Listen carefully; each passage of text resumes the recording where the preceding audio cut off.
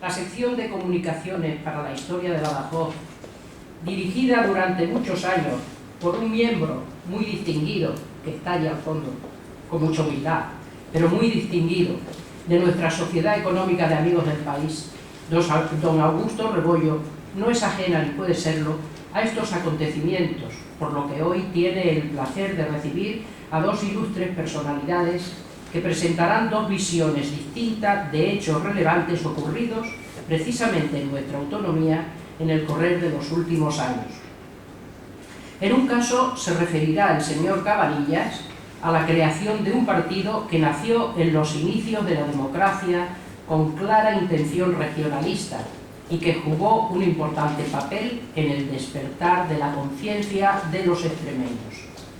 Con otro matiz, don Teodoro López nos ilustrará sobre la creación de la provincia eclesiástica de Mérida-Badajoz, un asunto que no solo tiene importancia desde el aspecto religioso, sino que también resulta definitivo para poder concretar nuestra realidad extremeña. Voy a hacer la presentación muy breve porque son de sobra conocidos los dos ilustres representantes. Sobradamente conocido es don Mariano Cabanillas, por supuesto, aparte de su cachimba, que todo el mundo conoce, paseando por Badajoz. Don Mariano Cabanillas es catedrático de bachillerato y durante años director general de educación de la Junta de Extremadura. Ha sido igualmente director de instituto y del centro de profesores.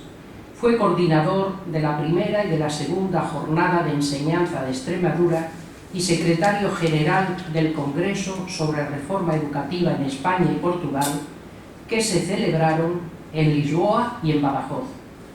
Es un colaborador habitual del periódico Hoy, participando también en revistas de contenido pedagógico y social. Ha trabajado sobre la historia local de su pueblo, del que se siente muy orgulloso, Campillo de Llerena, y ha realizado un profundo estudio que ya está publicado y que es una pieza de indiscutible valor. Con todo ello, no es menos importante su tarea política como fundador, junto a Sánchez de León, Julio Cienfuegos, Tinoco y otras destacadas personalidades extremeñas, de Arex. La ilusión con la que nació este partido político en los años 1976 y 1977, su importancia y su devenir es el motivo de su comunicación. Don Mariano Cabanillas tiene la palabra. Bueno, buenas noches a todos y a todas a las que habéis tenido la amabilidad de estar presentes aquí, vosotros. Yo voy a intentar ser disciplinado en lo que el título lo lleva, que es la lectura de la comunicación, y a ello me voy a tener. Quizás no la lea completa, porque si hago algún breve comentario de algo que quede muy escueto aquí, pues me podría prolongar. Yo voy a intentar, hemos dicho unos 20 minutos, a ver si no me puedo prolongar de los 20 minutos de la lectura de la comunicación. La comunicación se llama AREX, Acción Regional Extremeña. La verdad es que mi introducción, pues, hago ver lo orgulloso que me he sentido y lo gratificante que es para mí, que, bueno, que en cierto modo me sugeriesen aquí en la comisión de poder presentar una comunicación de este tipo, porque es algo que, como veréis al final, es algo muy emotivo para mí, hablar de este partido que tan poca vida tuvo, ¿no? Para redactar la síntesis de Ares, además de todos los documentos de prensa, estuve varios meses aquí en la Económica, pues consultando toda la hemeroteca de esas épocas, pues hay dos textos que son los que me han servido de base. 2 libros. Uno, titulado Entre la frustración y la esperanza, una historia del movimiento regionalista en Extremadura, de nuestro catedrático de la Universidad Extremeña, Juan García Pérez, y otro, como no podía ser de otra forma, es Apunte para una teoría regionalista, cuyo autor es Enrique Sánchez de León, que fue el líder promotor de Acción Regional Extremeña. Comienzo la comunicación pues señalando algunos antecedentes históricos que hubo de esta inquietud regionalista en Extremadura.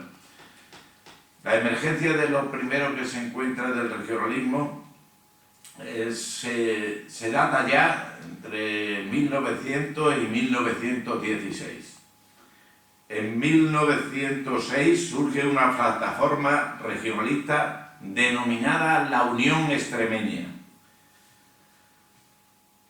Se calificó entre sus promotores como un pacto audaz, una asociación organizada bajo el lema Extremadura para los extremeños.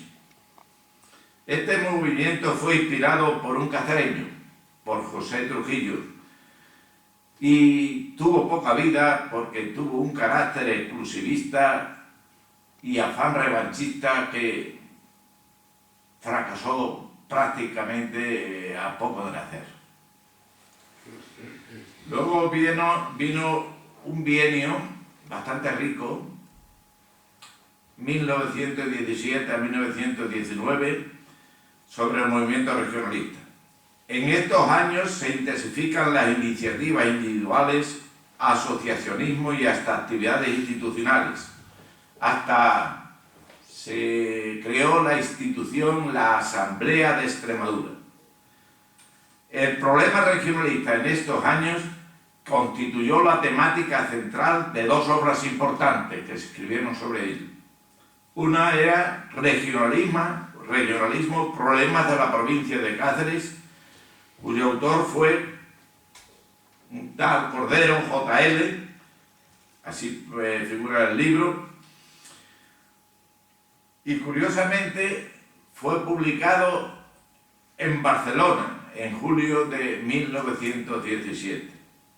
La otra, sin embargo, ya se publicó en territorio extremeño, concretamente en Badajoz, y es El problema regional, su planteamiento y justo alcance en Extremadura. Su autor fue Gómez Castaños, M. Y la obra salió a luz, como dije, en Badajoz en 1918. Estos bienios dije que ya impactó bastante en el movimiento regionalista y se creó una asociación llamada Amigos de la Región. Sus bases programáticas son las siguientes. Primera, la agrupación no acata otro programa ni obedece a otros móviles que los contenidos en sus bases. Sus miembros, no obstante, podrán individualmente conservar sus filiaciones políticas respectivas. Segunda, intervención en la vida pública de Extremadura fomentando sus intereses. Tercera, promover el despertar del espíritu colectivo de las clases agrarias y obreras de Extremadura. Cuarta, promover el máximo de autonomía local y provincial en un régimen gubernativo y económico. Quinta, estudiar y afrontar los problemas más vitales de la región, especialmente el asentismo, el latifundio, la migración, la repoblación forestal, vías de comunicación y analfabetismo. El programa parece encomiable, pero como en su primera base no sentó constituirse en una opción política, sino que dio libertad a la afiliación política de sus miembros, porque hacía alarde de un apoliticismo, hizo que su representación institucional fuese prácticamente nula y acabó extinguiéndose. Lógicamente hubo un paréntesis en este tema del regionalismo en la época de la dictadura de Primo de Rivera, de 1923 a 1930, y cuando surgen las libertades con la Segunda República del año 1931 al 36. En estos años se reemprende de nuevo el camino hacia la definición de la personalidad extremeña y desemboca en la redacción de un estatuto regional. Por primera vez en la historia del regionalismo extremeño, parecía tomarse conciencia de dotar al movimiento de algún tipo de organización para que concurriera a las elecciones. En mayo de 1931 se crea la plataforma Solidaridad Extremeña. Sus principios doctrinales los sintetizamos en el lema que ellos tenían: regionalismo, religión y fraternidad. Ante la imposibilidad de formar candidaturas con personas de diferentes ideologías, se decide su conversión en partido regionalista.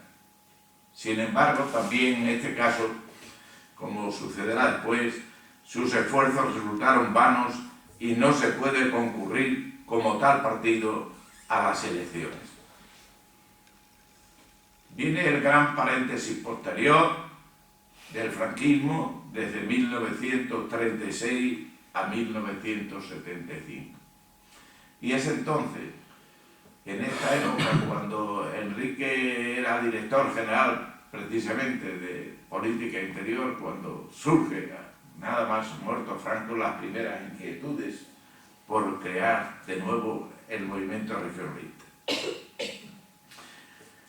Frente a otros regionalismos basados en razones históricas, culturales o lingüísticas, en Extremadura surge un sentimiento regionalista de nuevo cuño, cuyos orígenes son fundamentalmente sociales y económicos. Existe un sentimiento de frustración y rabia por el trato recibido durante el franquismo en Extremadura frente a otras regiones. Y en este contexto nace Acción Regional Extremeña, en principio ARE, sin la X. Fundación de ARE. Paso ahora a hablar de su fundación. Periodo de gestación. Antes de la muerte de Franco comenzaron los primeros contactos para la promoción de una asociación de carácter regionalista, en cierto modo reivindicativo, frente a las posturas que arreciaban cada vez con más fuerza en Cataluña, sobre todo, y el País Vasco. Esta idea la recogemos de la obra de Enrique, Apuntes para una teoría regionalista, en la que escribe las frases que justifica su propósito de promover la asociación regionalista.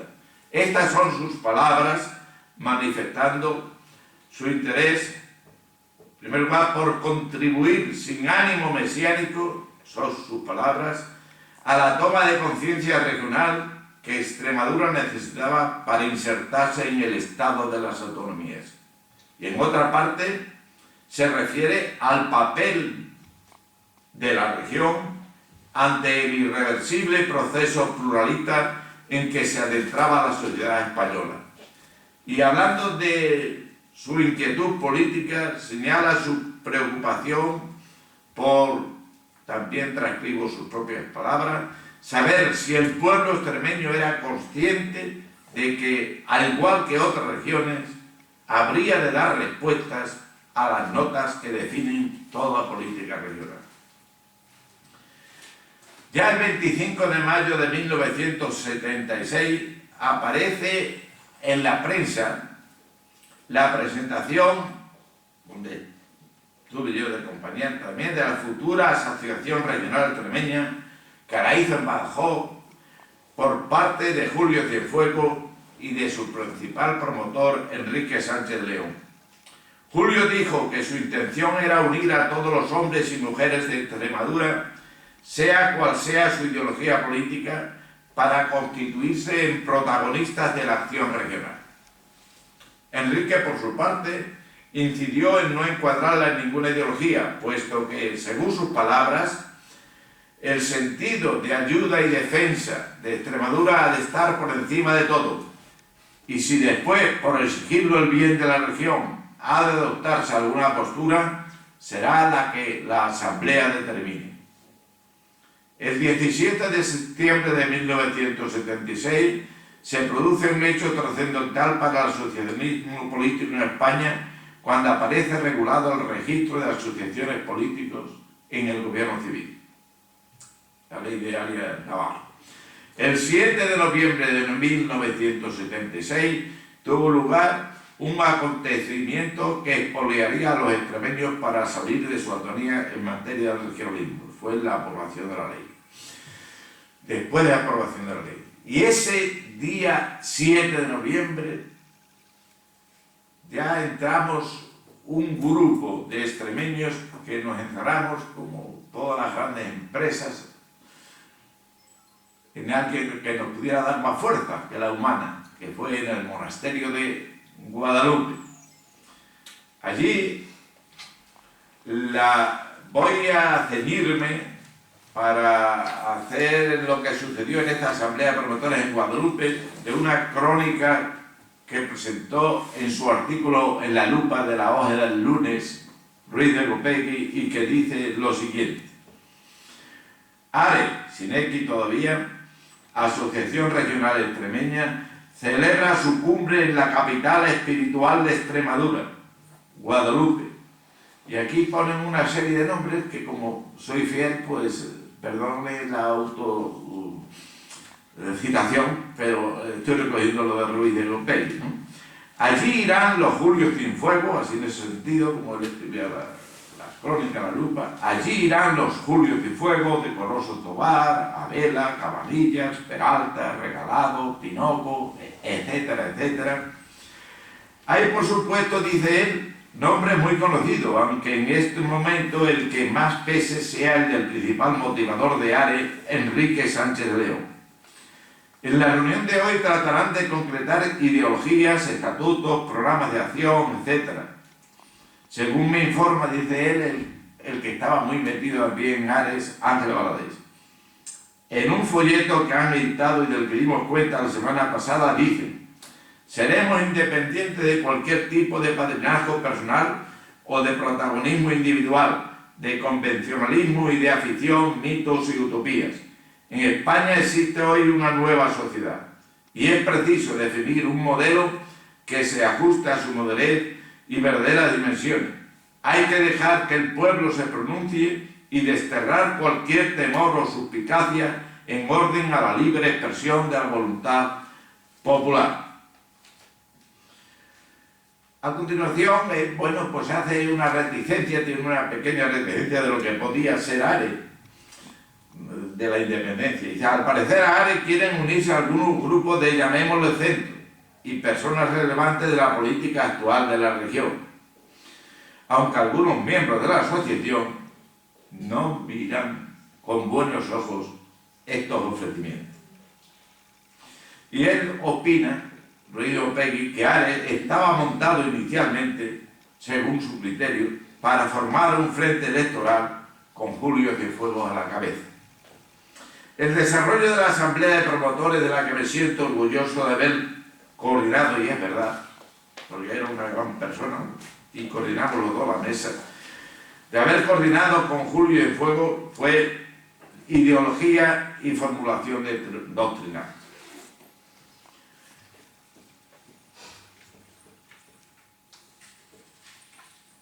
Bueno, las conclusiones de Guadalupe voy saltando porque por no comer, las conclusiones más importantes que allí se aprobaron fueron estas. ARES ha nacido de los extremeños y para los extremeños, con inquietudes, con mentalidad demócrata y social, con el único afán de devolver la ilusión de lucha a los extremeños de dentro y fuera, de conjurar esfuerzos para crear riqueza y trabajo, de unir voces de protesta y de reivindicaciones. ARES es un partido político de Extremadura que nace con la idea y preocupación común de desarrollar y potenciar la conciencia regional e impedir la desunión ideológica de la región y sus hombres.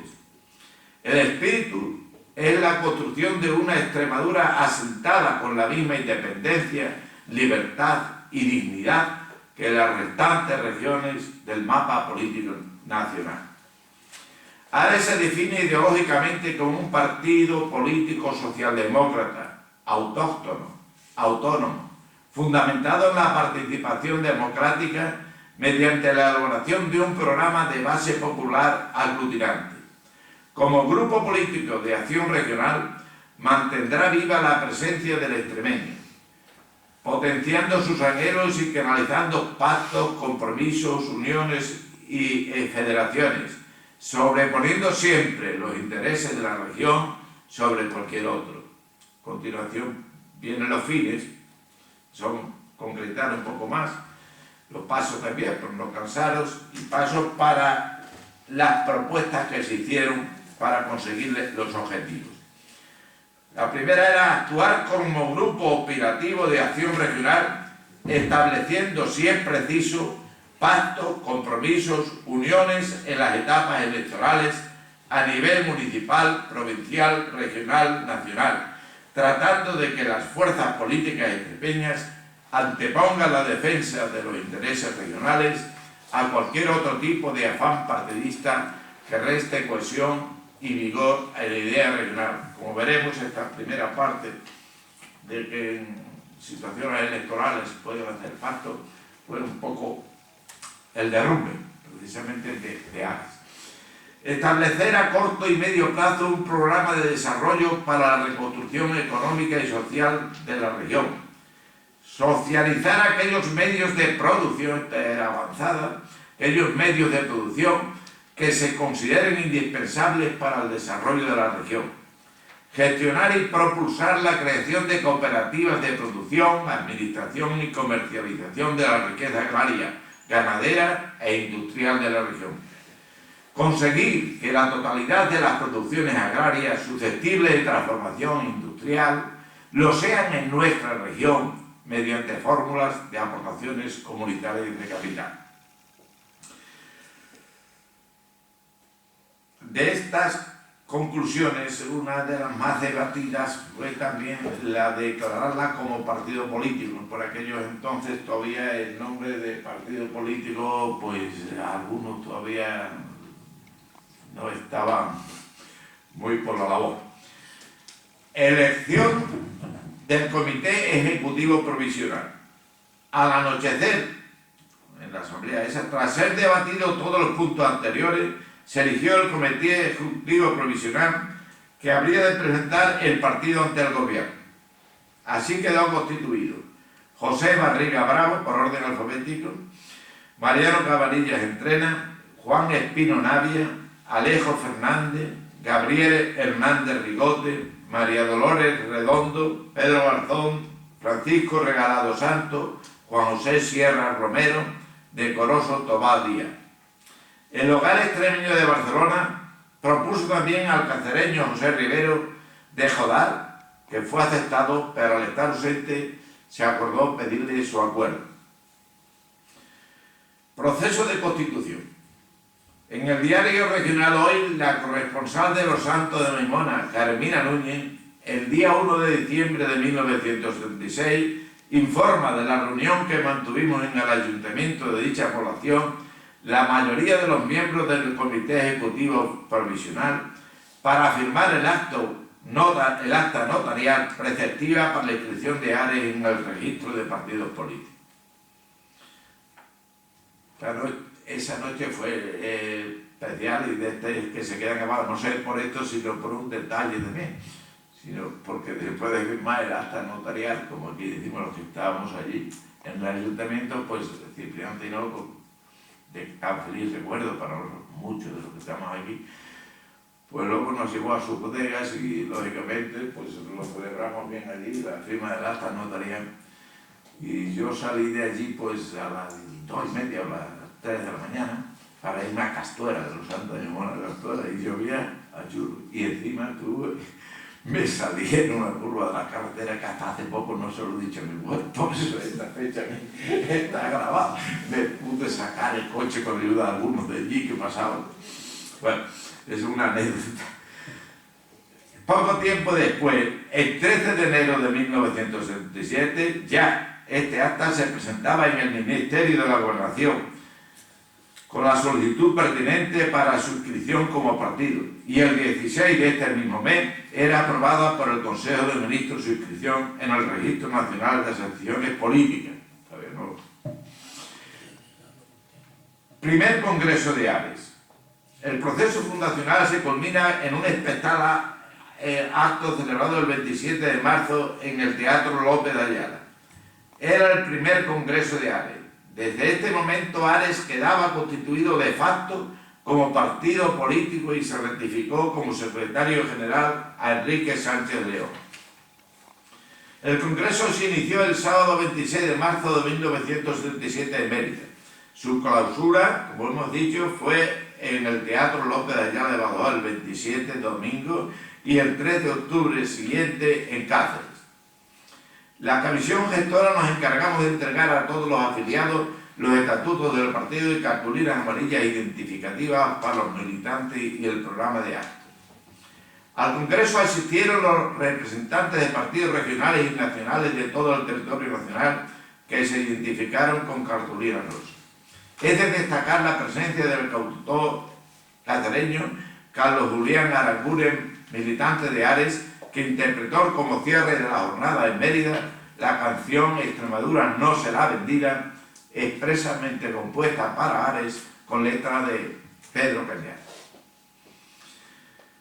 Desarrollo de las sesiones. Debemos resaltar la enorme participación de los congresistas en las diferentes ponencias presentadas por la comisión gestora. A continuación presento los puntos de acuerdo referentes a nuestra voluntad política como partidos regionales y regionalistas, resumidos en los siguientes principios. Ares no es un partido con orientaciones dogmáticas, aun cuando sea necesario el permanente compromiso de sus militantes y asociados con los valores fundamentales del humanismo socialdemócrata. Ares combate toda opresión y explotación por una dictadura política, económica, de clases o de Estado. Ares entiende que la auténtica democracia se basa en la igualdad de derechos y de oportunidades de todos los hombres y en su participación en todos los sectores de la vida nacional y regional. Ares nace en definitiva para impulsar desde el hombre el proceso hacia una sociedad democrática, en la que la ley, legitimada por el pueblo, sea igual para todos y por todos respetadas, y que permita acceder a la igualdad de derechos y de trato y a la paz en libertad. Ares aspira a un paulatino cambio social, condena y combate toda forma de totalitarismo. Ares promueve una sociedad más justa en la que el pueblo decida sobre la producción y su distribución. Una sociedad basada en la justicia, la libertad, la igualdad y la democracia en paz. Bueno, paso ya, salto a algunos objetivos más y paso a leer la elección que tuvo al final de la asamblea del comité ejecutivo. Ya definitivo, el comité ejecutivo definitivo. La presentación de candidatos y la fórmula de votación levantaron algunos problemas entre los asistentes. Pero Enrique, pongo aquí como siempre, con su mano izquierda, supo calmar el temporal de tensión y con su discurso dejó bien claro que la Asamblea General no se levantaría sin que estuviera bien definida la voluntad de mayoría. Esto terminó muy tarde, ya casi entrada la madrugada. El resultado de las elecciones. Los candidatos fueron los siguientes. Por Badajoz, Cipriano Tinoco, que obtuvo 111 votos. Pedro José Aránguez obtuvo 90 votos. Julio Yuste, 78 votos. Francisco Ortiz, 76 votos. Mariano Cabanillas, 68 votos. Juan Rodríguez, 48 votos. Antonio Vera, 41 votos. Francisco Álvarez, 18 votos. Fueron elegidos los 4 primeros: Cipriano, Pedro, Julio y Francisco Ortiz. Por Cáceres, Pedro Cañada, 48 votos. Carlos Aranguren, con 44 votos. Pablo González, 39 votos. Enrique de la Era, 32 votos. Joaquín Hurtado, 28. Y Rafael García Plata, 26 votos. Fueron también elegidos los 4 primeros. Terminó la asamblea con la intervención de, como hemos dicho antes, del cantautor Carlos Julián Aranguren. Acto del Teatro López de Ayala. La puesta de largo de Ares, con su presentación en el Teatro López de Ayala, resultó un acontecimiento multitudinario. Algunos de los presentes pueden recordarlo también. El teatro estaba completamente lleno. La gente de pie ocupaba también pasillos, hall y laterales. El pueblo extremeño prácticamente estaba representado en su totalidad. Gente que había recorrido cientos de kilómetros en muchos casos, desde Fuenlabrada, Monte Berlanga, hasta Plasencia, Valencia de Alcántara, Morreja, Herrera del Duque, Villanueva del Fresno, Villanueva de la Serena, Azuaga, etc. Eran la Extremadura una que persigue a Ares y que se dio cita en Badajoz. Además, fueron muchos los telegramas de adhesión recibidos de extremeños que lamentaban no estar presentes. El broche de oro puesto al acto, lo puso al acto el discurso de Enrique, que colmó todas las expectativas y esfuerzos realizados por muchos para estar presentes allí. Enrique habló como sabe y como siente, como es y como quiere. En el discurso pronunciado por Enrique en el Congreso, después de responder a las críticas de oportunismo provenientes tanto de ciertos sectores de la derecha y los ataques de la izquierda, definió así aquel acto, en palabras de Enrique, como un intento de presentar a Extremadura una opción política diferente, una fórmula de acción para que no quede aprisionada entre las indicaciones constituyentes y organizativas de los partidos nacionales y demagogia casera de la negación permanente. Nos acordamos mucho de esta frase, mucha gente. Termino con un apartado que le titulo De la ilusión a la desesperanza.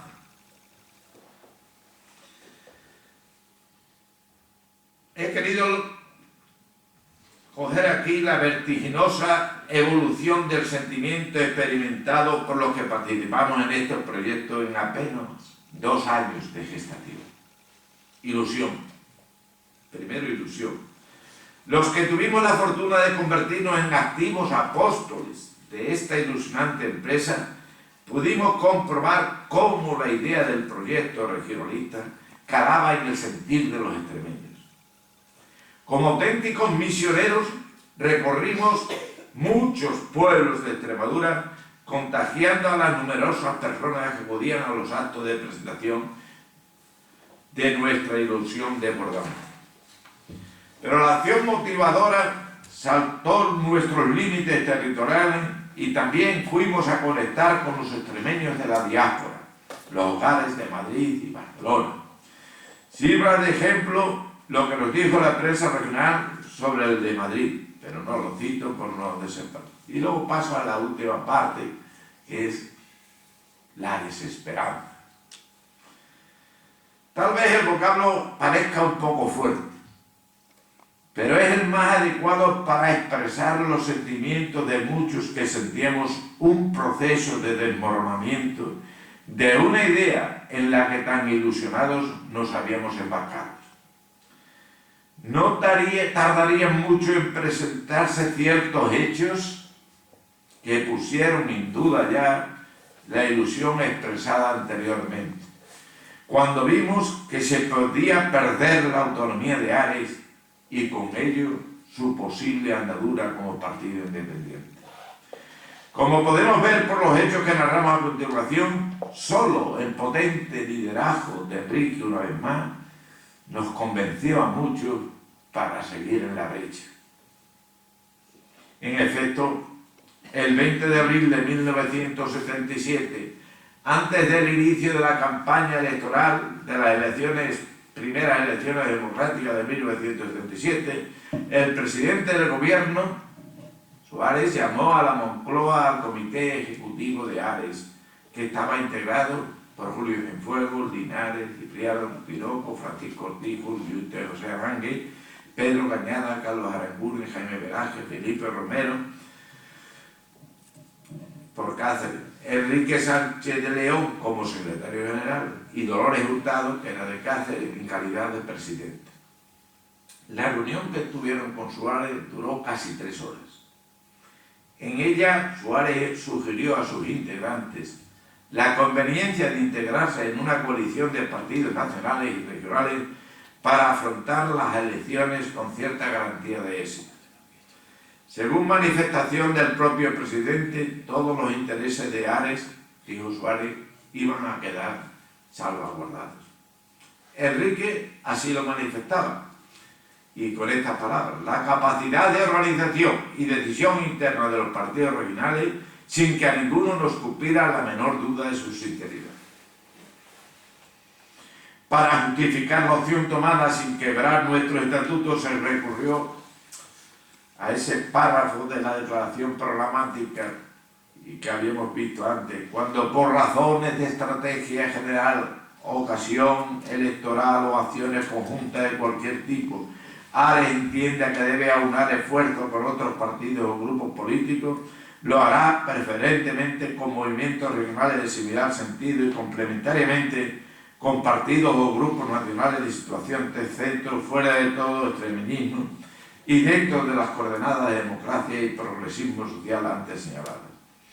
Celebradas las elecciones con el conocido triunfo de UCD, el 19 de junio hace unas declaraciones Enrique en las que ya afirma lo siguiente: Ares va a persistir como idea y como organización. Ilusión, un grano de ilusión. Sin embargo, el 28 de junio, el diario Hoy recoge de la agencia Lobo la siguiente información. Enrique Sánchez de León, en la entrevista con Suárez esta mañana, dice: he tratado con el presidente Suárez de la integración de Ares en UCD. En mi opinión hay que ser realistas al contemplar las opciones que representan los partidos regionalistas en la UCD, dice Enrique, ya que las regiones van a jugar un papel muy importante en el futuro. Esto había que refrendarlo esta opción de integrarse en UCD en una asamblea general celebrada en Mérida el 10 de julio, y allí acudieron al Teatro Alcazaba de Mérida más de 700 personas de Ares. Tras un largo discurso, que para eso tiene mucha mano Enrique, que duró más de una hora, justificando al máximo la integración en UCD, en el que alabó a los presentes miembros de Ares que habían sido protagonistas en la organización de un partido ámbito regional con sentido de independencia y en ningún caso sucursal de partidos aforcados y elaborados en Madrid, resaltó que en la decisión del Comité Ejecutivo no se ha hecho ninguna renuncia a nuestro planteamiento. La gente no quedó tranquila. Después de un tenso y acalorado debate que se cerró con una intervención de Julio de Fuego, que fue muy ovacionado al decir que Ares estaba en UCD porque era el único partido que se ha preocupado por el regionalismo. Enrique describe así la decisión tomada en la Asamblea. Fue una decisión democrática, libre y reflexiva, aunque dolorosa, así lo describe. Como muestra de lo dolorosa y frustrante que resultó esta decisión, me limitaré a mostrar unos ejemplos que se recogieron en la prensa. El día 14 de agosto, un miembro del Comité de Cáceres, Juan Antonio Vallet, hacía esta declaración a un periodista cacereño, Marciano Rivero. Éramos idealistas a los que la posibilidad de crear un partido de y para Extremadura nos entusiasmaba. No había en nosotros ningún tipo de ambiciones políticas, solo nos preocupaba el progreso y el bienestar de Extremadura. Y concluye: Ares ya no existe. A pesar de todo, Ares se resistía a morir, y el 8 de agosto se programaron una jornada de formación de dicho partido en el Castillo de Alburquerque, en la que también actué, si fue el nacimiento también la defunción, como ponente sobre la enseñanza de Extremadura. De esta jornada no se pudo informar en los medios, porque ya UCD de Badajoz nos puso la ley del candado, que solo las notas de UCD son las que podían publicarse. Para intentar explicar esta corta andadura de Ares, que supuso una y gran dolorosa frustración para muchos que la vimos nacer con gran ilusión, con los testimonios aportados anteriormente, me limitaré a citar unos párrafos de Enrique que intentan explicar el actual estado de situación sin ningún comentario, eso lo pongo aquí, de mi parte. Voy a citar solo, sin hacer ningún comentario, las palabras del rey. Estas son: nos encontrábamos ante contradicciones estructurales. Por ejemplo, mientras más pregonábamos la solidaridad regional, más insistíamos en la necesidad de un Estado fuerte que la posibilitara, y eso al fin y al cabo era centralismo y no autonomismo. Contradicción.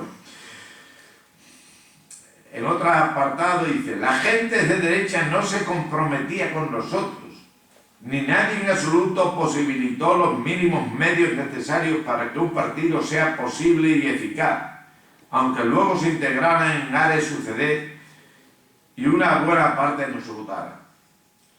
La izquierda, para no variar, se había puesto al frente de la manifestación autonómica regionalista y calificaba a la gente de Ares, a pesar de la modestia de sus componentes, de fascista y cacique y finalmente puturista. Claro, estos insultos es que, digo, no iba a comentar esto, es que estos insultos se nos había hecho siempre. Nosotros no servían de acicate, ahora ya es justificación. Después de tantos sacrificios, dice Enrique, habíamos llegado a la conclusión de la grandeza de nuestro esfuerzo, pero también de la dificultad de mantenerlo en soledad. Nuestra región había demostrado no estar madura para alentar, sostener y apoyar a un partido regional de centro que quisiera ser algo más que testimonial. Bueno, pues nada, muchas gracias por la atención. No he podido recortar más. Muchas gracias.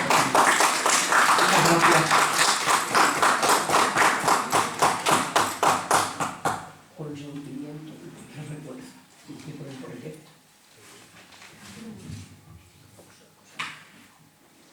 Echaba algo de menos, no sabía qué era, pero la gafa, ¿eh?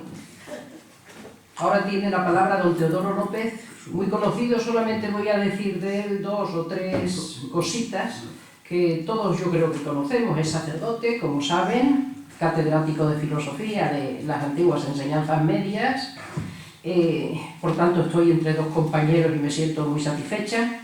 Fue párroco de Balboa y en la actualidad es canónigo de la Catedral de Badajoz.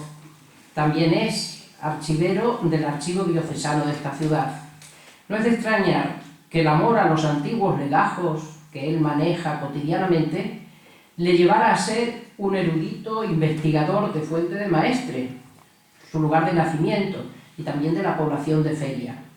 También ha publicado trabajos múltiples que resultan indispensables, pero yo solamente voy a hacer alusión a 2 o 3. Uno sobre la figura de San Antón y otro sobre un hijo ilustre de Badajoz como Tirso Lozano Rubio, al que tanto le debe la cultura y la Iglesia. Es además académico correspondiente de la Academia de la Historia de Madrid.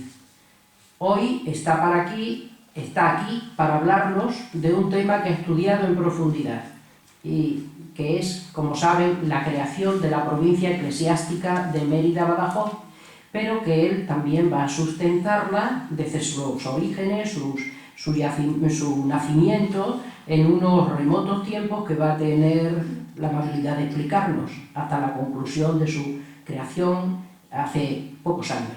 Muchas gracias. ¿Tienes la palabra? Bueno, que sigo siendo cura de Balboa, por petición propia. ¿Así? Eso ganarnos de Balboa. Gracias. Vamos a ver. La paradoja de la vida. En el año 1955, el indisciplinado era nuestro amigo Cabanilla y yo era el disciplinado. Hoy, en 2009, puede ser al revés esta noche. Yo quiero ser el indisciplinado y él el disciplinado. Me refiero a la lectura. Yo no quiero leer porque lo tendrán suficientemente puesto y entonces no quiero, para no cansarme. Voy a prescindir la exposición brillante con las ideas, en sacrificio de las ideas. Bien, segundo, el tema que yo voy a tratar aquí se trató en la primera tertulia, que fue la provincia eclesiástica. Alguien, que me aprecia que yo, me dijo que por qué no hablé, y por qué esperábamos esto, y para no formar. Allí se dieron varias cosas sobre mí, no ofensivas, pero que yo no las he dicho, y por lo tanto, al no decirlas, no me las... Pero eso quiere decir que entre nosotros pues no nos leemos. Bueno, entro ya al tema. Creo, sin lugar a dudas, que la creación de la provincia eclesiástica de Mérida-Badajoz es el acontecimiento, el evento histórico-social más importante en la iglesia particular de Badajoz y Extremadura. Eso está fuera de duda. No va parejo ni en los eclesiásticos ni en los civiles las repercusiones que te dé esto, porque muchas veces se ha mirado este tema bajo un prisma localista. Por lo tanto, podemos decir que no ha arraigado todavía, después de tantos años. Ustedes preguntan, y yo me refiero más a los eclesiásticos, ¿qué es una provincia eclesiástica? Pues un grupo de diócesis que existe en ciertas iglesias cristianas. Consta de una archidiócesis metropolitana, que está en Mérida, Badajoz, y de un cierto número de sufragáneas, Coria, Cáceres, Plasencia. El arzobispo es el metropolita que reside en la capitalidad de la provincia, aquí concretamente Badajoz. Antecedentes históricos, voy a ser breve. En Oriente empiezan las provincias eclesiásticas. Voy a citar una, Éfeso, en Asia Menor. Hace un poco de tiempo estaba yo allí, y Alejandría, etcétera, etcétera. Bien, entonces, a partir de la segunda mitad del siglo II, ya aparece un obispo que tiene una cierta autoridad sobre aquellos obispos en un área o una zona determinada. Este se llama metropolita. Ya el Concilio de Niceas, el 325, y después el Sínodo de Antioquía, el 341, empieza a legislar sobre el tema. Todo esto está muy especificado, pero yo lo salto porque si no, no puedo. En Occidente, ¿qué ocurre? Que a partir del siglo IV tenemos la misma repetición de lo que pasaba en Oriente. Tenemos Cartago, donde el obispo metropolita de Cartago ya rige las iglesias del norte de África, concretamente San Cipriano. Voy a referirme a la carta de San Cipriano con referencia a Mérida. El documento más antiguo que tenemos del cristianismo es la carta 47 de San Cipriano del año 255, y que gracias a Dios los extremeños pasamos por ella. Si ustedes han ido al archivo, está en un cuadro grande, una reproducción, claro está, una traducción, porque creo que ese documento es un mimo para nosotros los extremeños, pero gracias a Dios no lo necesitamos, como aquella del cuarto de mayo. Pues bien, en esa carta se hace referencia ya de la organización jerárquica de Mérida, de sus presbíteros, diáconos y el procedimiento de elegir los obispos. Se habla ya de una provincia eclesiástica, siglo III, en Mérida. Y Mérida nuestra, ¿eh? No empecemos con los localismos. Concretizando más, en esta época hay una relación entre las demarcaciones eclesiásticas y las divisiones del imperio, pero no hay una correlación exacta, de tal manera que tenemos concretamente Scalavis, que existe un conventus juridicus y no tiene obispo, y Évora no es conventus juridicus y sí tiene obispo. Por lo tanto, no hay un paralelismo exacto entre provincias romanas y provincias eclesiásticas. Podemos decir que las sedes episcopales llegan formalmente a formarse en el siglo VII. Paso al episcopologio romano. Será Florencio el primer metropolita emeritense, el año 341. Asiste al concilio de Sárdica. Pero el gran metropolita es Mausona, San Mausona, que me está costando un trabajo ímprobo para que el obispo de Mérida quite el letrero de Mausona y le ponga San Mausona, que celebramos la misa el 14 de noviembre, gracias a Dios, por algunos machacones como soy yo, que ya sacamos el desastre. Pero es San Mausona, se codeaba con San Isidoro de Sevilla, pero gracias a Dios, no nos ha hecho falta.